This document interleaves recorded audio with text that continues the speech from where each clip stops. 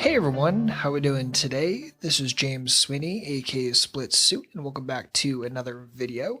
As part of the Ask SplitSuit a Question series, a bunch of people asked hand history questions. This one comes privately via Facebook, and David prefaces the hand by saying, "I love your videos, they really help me a lot. Can you review this hand from a live 2-5 cash game? Let's check it out." Okay, in this hand we have queens on the button, there's a $10 straddle on, there's a call, there's another call, a call. Here decides to attack to 90 with queens. Love everything so far. Great size. And we end up getting a 3-bet from MP2. Cutoff goes away, and here we are. So David also sent in a write-up along with his hand, and I wanted to go through some of his points and talk about my opinions on them. So David says, "I'm not folding because I don't think MP will limp behind with aces or kings." Okay, I 100% agree with that. I think that if MP2 had aces or kings, he would have raised over EP2's limp.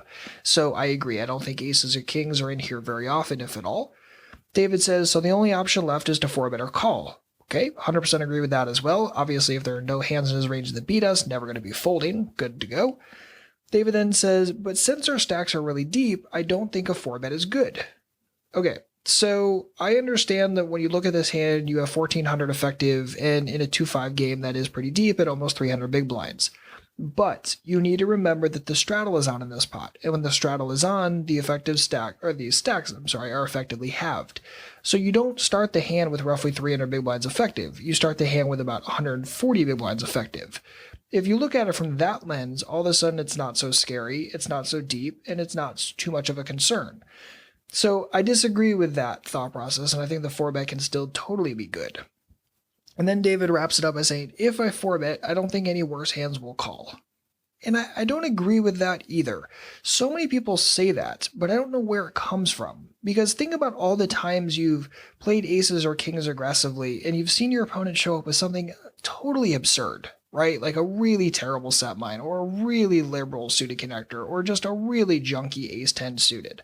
Like, you see this all the time. And then all of a sudden when we have queens or jacks or something a little more tricky, all of a sudden people go into like panic mode, like, oh no, our opponent's going to play perfectly. Like, no, they're not. At least not often enough for us to super worry about it. So I don't know where people come up with this like weird fear, this like massive monsters under the bed syndrome, but we want to get rid of it. And I think in this situation, you can totally 4-bet and generate value. I think MP2 can continue with second best hands if he's goofing around with something like 9s, 10s, jacks. Yes, he might run this line, and yes, I think he'll make a mistake if we 4-bet it. If he's doing this with a suited connector, okay.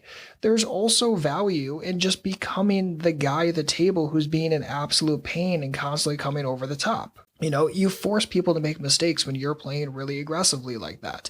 And yes, in this situation you have queens, but you won't always have queens. So keep that kind of stuff in mind.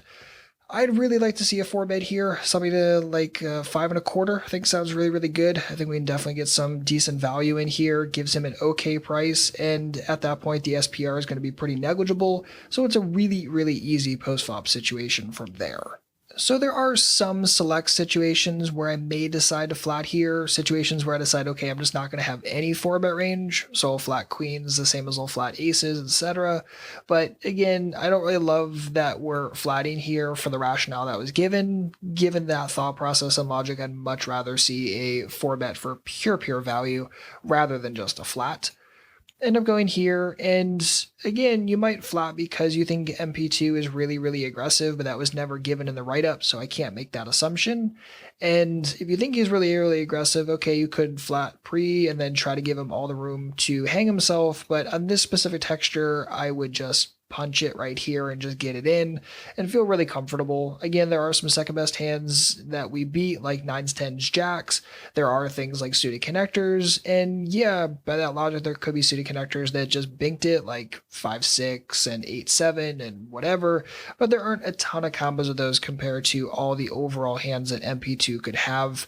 So I would, again, just rather turn on the juice. So you're noticing that common theme. I'd rather go aggressive pre, I'd rather go aggressive on the flop, rather than go for the call here. And as played, here does decide to continue with the call. And honestly, if I'm going to call pre, call flop, I'm also going to call turn. getting roughly 2-1 there, feeling pretty comfortable. And again, the whole reason why you would make that call is so you can induce bluffs. So you have to assume that that bluff is going to get ran on the 4 straighter as well. Now, does that mean you're always going to win? No, of course not. Sometimes they're going to have gotten there in one way or another. But again, that's keeping that solid logic line the entire way through the hand. But again, I think in general, Hero's going to make a lot more money by going for the 4-bet pre, just being more aggressive, being more of a pain to his opponents, and you'd be shocked how often MP2 is still going to make mistakes when you 4-bet, and you're going to generate a tremendous amount more value. So David, thanks for the great hand, and if you or anyone else has a poker-related hand or question, feel free to leave it on our Google Plus page. Leave a link for that in the description box, and also please make sure to like and subscribe if you're enjoying this type of video. If you have any questions, please don't hesitate to let me know. Otherwise, good luck out there, and happy grinding.